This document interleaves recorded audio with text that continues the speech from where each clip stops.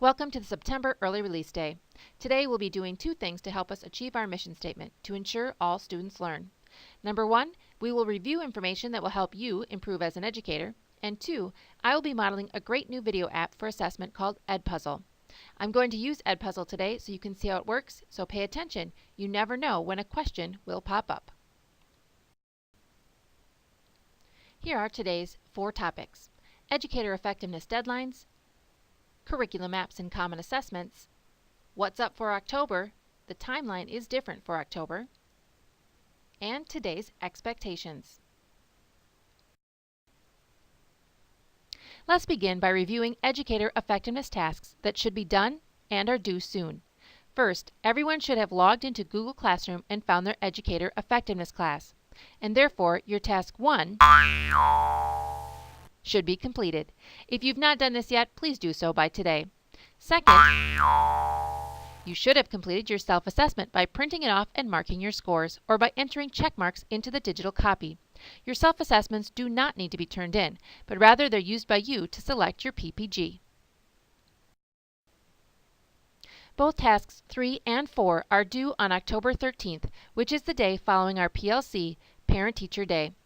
Task 3 requires you to complete your PPG Beginning of the Year section, and Task 4 is your SLO Beginning of the Year section. If you need help writing these, you can attend the SLO and PPG seminar being held today at 3 o'clock. Remember that for your SLO, you need to have at least 3 data points, one for the beginning, middle, and end of the year, to show the progress your students have made toward the goal. This data is collected and stored in a Google spreadsheet that you create and keep updated. Task 5 is only for those staff who are on an evaluation year. If you're on probation or it is your evaluation year, your administrator may have already met with you or will soon to discuss what to expect on an evaluation year. These meetings should be completed by the end of October. And finally, Task 6. Many of you have already completed your requirement for this year, which was to participate in one of the 3 blended learning opportunities. Your summer options were a face-to-face day-long seminar or a book study on the book Blended. If you did not complete these, you should be either attending the second session of the Blended seminar today at 3 o'clock in the MASH library or completing the book study. If you're attending the Blended seminar, remember to bring earbuds and a charged Chromebook with you today. Just as a reminder, all courses, including Special Ed Pullout, need to have an updated curriculum map. If you have time today, please review the district's curriculum map site found under the district page and staff resources. If you need help finding this, I've sent a video link to your PLC point person. Watch this video to figure out how to find your maps. As a reminder, teams may choose the format for their curriculum maps. However, they must have some common sections. On this slide, we are looking at 2 different maps. One is from French 1 and the other is 5th grade science. Both maps have all of the required elements, but don't look exactly the same. All maps must have essential questions, skills and content and topics, assessment links and/or assessment questions, common text that students will be reading, and a timeline when the material will be taught. Beyond those requirements, teams may include additional headings of their choosing. For example, French added a culture section and the 5th grade science added an activities, investigate, and materials section. Curriculum maps are your roadmap and itinerary for your courses.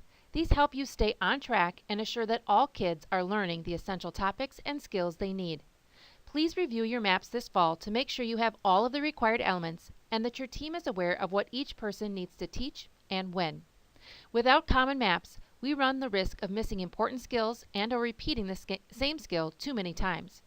Now that our maps are updated, our next goal is to review not just our own maps, but our alignment of skills and topics vertically from pre-K to 12th grade to ensure that we are following the same standards and we do not have any major gaps or overlap. I will be scheduling seminars for the second half of the year where pre-K through 12th subjects will meet and review their subject alignment. And now a note about the October PLC team time.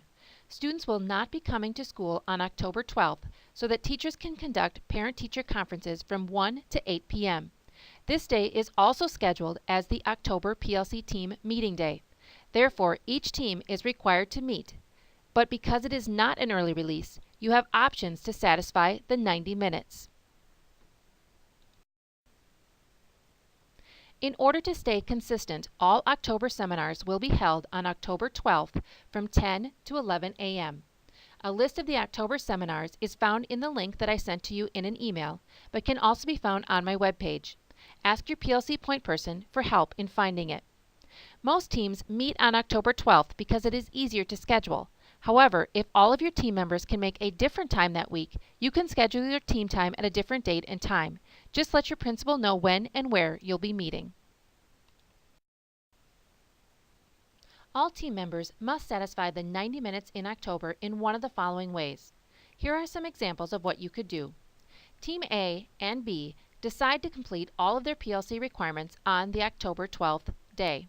However, Team A breaks up their 90 minutes into team time and seminar time, whereas Team B decides to stay as a team for the entire 90 minutes and no one attends a seminar.